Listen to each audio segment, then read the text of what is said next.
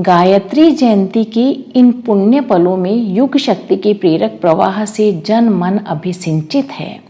भावनाएं उन भगीरथ को ढूंढ रही हैं जिनकी महातप से गायत्री की प्रकाश धाराएं बही। महाशक्ति जिनकी प्रचंड तप से प्रसन्न होकर इस युग में अवतरित हुई। वेद माता के उन वरद पुत्र को भावनाएं विकल हो खोज रहे हैं। आज युग के उन तप सूर्य की यादें उन्हीं की सहस्र रश्मियों की तरह मन अंतःकरण को घेरे है। यादों के इस उजाले में वर्ष 1990 की गायत्री जयंती 2 जून की भावानुभूति प्रकाशित हो उठी है, जब एक युग का पटाक्षेप हुआ था। प्रभु साकार से निराकार हो गए थे। भाव में भगवान अपने भक्तों की भावनाओं में विलीन हुए थे। उस दिन न जाने कितनी भावनाएं उमगी थीं, तड़पी थीं, छलकी थीं और बिखरी थीं। इन्हें बटोरने वाले, संजोने वाले अंतःकरण के स्वामी इन्हीं भावनाओं में ही कहीं अंतर्धान हो गए थे। सब कुछ प्रभु की पूर्व नियोजित योजना थी। महीनों पहले उन्होंने इसके संकेत दे दिए थे। इसी वर्ष पिछले वसंत में उन्होंने सबको बुलाकर अपने मन की बात कह दी थी। दूर दूर से अगणित शिष्यों भक्तों ने आकर उनके चरणों में अपनी व्याकुल भावनाएं उंडेली थी। सार्वजनिक भेंट और मिलन का यही अंतिम उपक्रम था। तब से लेकर लगातार सभी के मन में ऊहापोह थी। सबके सब व्याकुल और बेचैन थे। शांति कुंज के परिसर में ही नहीं, शांति कुंज के बाहर भी सबका यही हाल था। भारी असमंजस था। अनेक मनों में प्रश्न उठते थे, क्या गुरुदेव सचमुच ही शरीर छोड़ देंगे? अंतर मन की गहराइयों से जवाब उठता था, हाँ। पर ऊपर का मोहग्रस्त मन थोड़ा अकुलाकर सोचता, हो सकता है सर्वसमर्थ गुरुदेव अपने भक्तों पर कृपा कर ही दें और अपना देह वसन न छोड़ें। मोह के कमजोर तंतुओं से भला भगवत योजनाएं कब बंधी हैं? विराट भी भला कहीं क्षुद्र बंधनों में बंधा करता है। गायत्री जयंती से एक दिन पहले रात में, यानी कि 1 जून 1990 की रात में किसी कार्यकर्ता ने स्वप्न में देखा कि हिमाच्छादित हिमालय के श्वेत हिम शिखरों पर सूर्य उदय हो रहा है। प्रातः के इस सूर्य की स्वर्णिम किरणों से बरसते सुवर्ण से सारा हिमालय स्वर्णिम आभा से भर जाता है। तभी अचानक परम पूज्य गुरुदेव हिमालय पर नजर आते हैं, एकदम स्वस्थ, प्रसन्न। उनकी तेजस्विता की प्रदीप्ति कुछ अधिक ही प्रखर दिखाई देती है। आकाश में चमक रहे सूर्य मंडल में माता गायत्री की कमलासन पर बैठी दिव्य मूर्ति झलकने लगती है। एक अपूर्व मुस्कान है माँ के चेहरे पर, वह कोई संकेत करती है और परम पूज्य गुरुदेव सूर्य की किरणों के साथ ऊपर उठते हुए माता गायत्री के पास पहुंच जाते हैं। थोड़ी देर तक गुरुदेव की दिव्य छवि माता के हृदय में हल्की सी दिखती है। फिर वेद माता गायत्री एवं गुरुदेव सूर्य मंडल में समा जाते हैं। सूर्य किरणों से उनकी चेतना झरती रहती है। देखने वाले का यह स्वप्न कुछ ही क्षणों में सुबह की दिनचर्या में विलीन हो गया। उसी दिन ब्रह्मवर्चस के एक कार्यकर्ता भाई के संबंधी की शादी थी। वंदनिया माता जी ने 2-1 दिन पहले से ही निर्देश दिया था कि शादी सुबह ही निपटा ली जाए। सामान्य क्रम में शांति कुंज के यज्ञ मंडप में शादियां 10 बजे प्रारंभ होती हैं, लेकिन उस दिन के लिए माता जी का आदेश कुछ अलग था। गायत्री जयंती के दिन यह शादी काफी सुबह संपन्न हुई। अन्य कार्यक्रम भी यथावत संपन्न हो रहे थे। वंदनिया माता जी प्रवचन करने के लिए प्रवचन मंच पर पधारी थी। प्रवचन से पहले संगीत प्रस्तुत करने वाले कार्यकर्ता जगन माता गायत्री की महिमा का भक्ति गान कर रहे थे।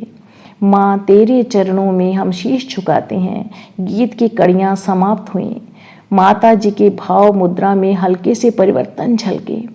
ऐसा लगा कि एक पल के लिए वह अपनी अंतर चेतना के किसी गहरे एहसास में खो गईं, लेकिन दूसरे ही पल उनकी वाणी से जीवन सुधा छलकने लगी। प्रवचन के बाद प्रणाम का क्रम चलना था। माँ अपने आसन पर अपने बच्चों को ढेर सारा प्यार और आशीष बांटने के लिए बैठ गई। प्रणाम की पंक्ति चल रही थी। माताजी स्थिर बैठी थीं। उनके समूचे अस्तित्व से वात्सल्य संवेदना झर रही थी। प्रणाम समाप्त होने के कुछ ही क्षणों बाद शांति कुंज एवं ब्रह्म वर्चस्व का कण कण यहाँ निवास करने वाले सभी कार्यकर्ताओं का तन मन जीवन बिलख उठा। अब सभी को बता दिया गया था कि गुरुदेव ने देह छोड़ दी है। अगणित शिष्य संतानों एवं भक्तों के प्रिय प्रभु अब देहातीत हो गए हैं। काल के अनुरोध पर भगवान महाकाल ने अपनी लोक लीला का संवरण कर लिया है। जिसने भी जहां पर यह खबर सुनी वह वहीं पर अवाक खड़ा रह गया। एक पल के लिए हर कोई निशब्द निस्पंद हो गया। सबका जीवन रस जैसे निचुड़ गया। थके पांव उठते ही न थे, लेकिन उन्हें उठना तो था ही। असह्य वेदना से भीगे जन परम पूज्य गुरुदेव की अंतिम दर्शनों के लिए चल पड़े। शांति कुंज के कंप्यूटर कक्ष के ऊपर जो बड़े हॉल में रूप में परम वंदनीय माताजी का कक्ष है, वहीं पर गुरुदेव का पार्थिव शरीर रखा गया था। महायोगी की महत चेतना का दिव्य आवास रही। उनकी देह आज चेतना शून्य थी। पास बैठी हुई वंदनीय माताजी एवं परिवार के सभी स्वजन वेदना से विकल और व्याकुल थे। माताजी की अंतर चेतना को तो प्रातः प्रवचन में ही गुरुदेव के देह छोड़ने की बात बताती।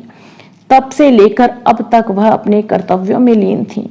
सजल श्रद्धा की सजलता जैसे हिम्मत हो गई थी, पर अब वह महावियोग के ताप से पिघल रही थी। अंतिम प्रणाम भी समाप्त हो गया था, परंतु कुछ लोग अभी हॉल में रुके थे। प्रणाम करके नीचे उतर रहे एक कार्यकर्ता को एक वरिष्ठ भाई ने ही इशारे से रोक दिया।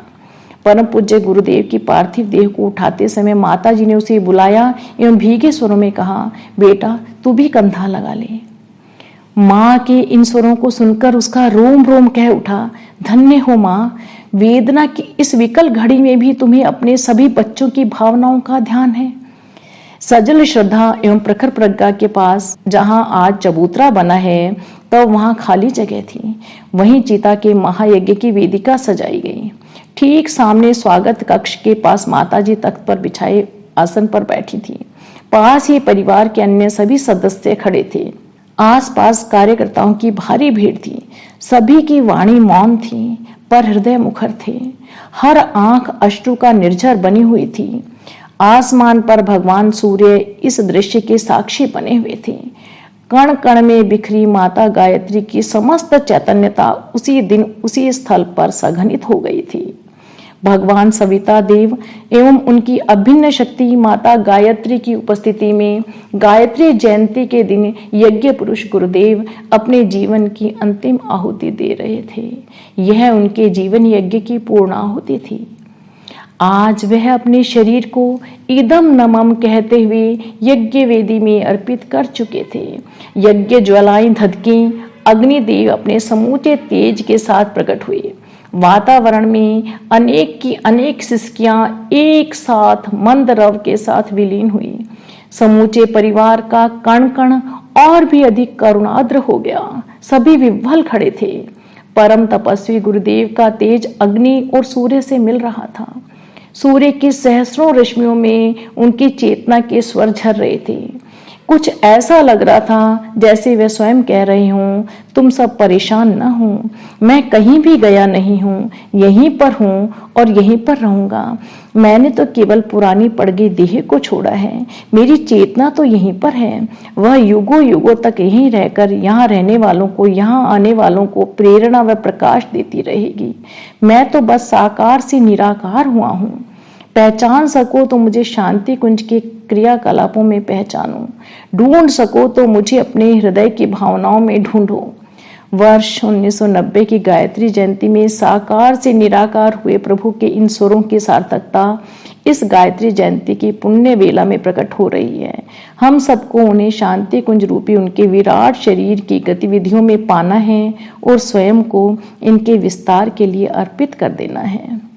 अखंड ज्योति मई सन 2002।